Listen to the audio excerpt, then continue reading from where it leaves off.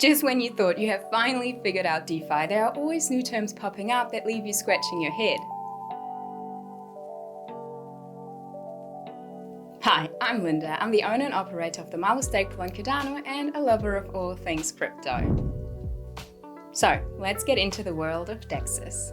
A few terms that you may have heard recently are dynamic fees, 80/20 pools, and concentrated liquidity. So, what are they and how are they different from what we are already using? Those new features can be used in standard AMM liquidity pools. However, we can think of them as smarter or programmable liquidity pools. So, let me explain how. You may have noticed the fees for liquidity provision on your favorite DEX are usually set at 0.3%. This fee is taken from the trade and given to those providing liquidity. And this is fine until that ugly terminology of impermanent loss rears its head. Ugh. These fees usually go a reasonable distance in covering impermanent loss, but what if they don't? The incentive to provide liquidity dries up and people begin to withdraw their liquidity, which in turn shallows the liquidity pool and makes the price more volatile.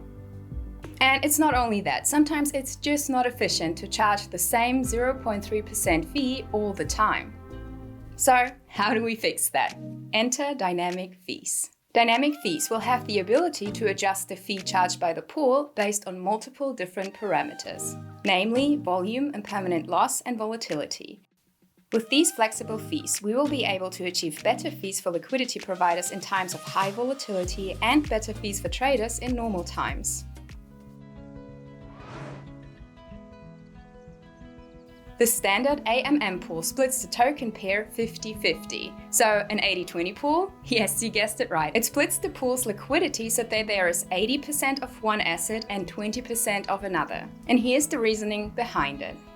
It makes the price harder to shift in certain directions against a particular asset, and it reduces impermanent loss. Just keep in mind that the flip side is also true going the other direction, so please be aware that you may be susceptible to impermanent loss with the price going in the other direction. It also makes the liquidity pool easier to bootstrap.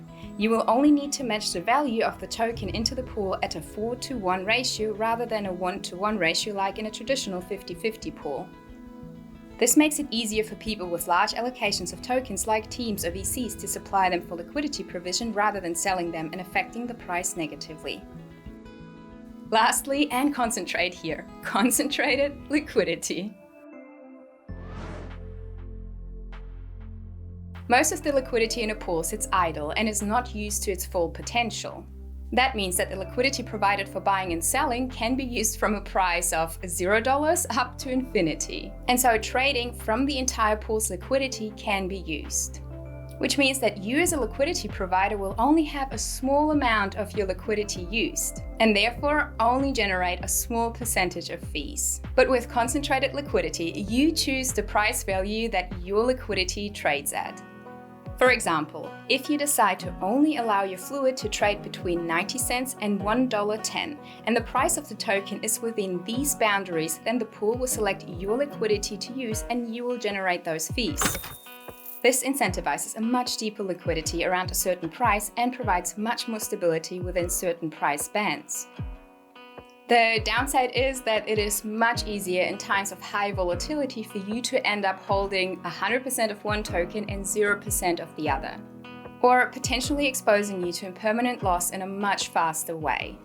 But all in all, I'm super excited to see what the future holds for DeFi and how these new innovative solutions will be implemented into the DEXs. And that's it for today, so thanks for tuning in and I hope I'll see you in my next video.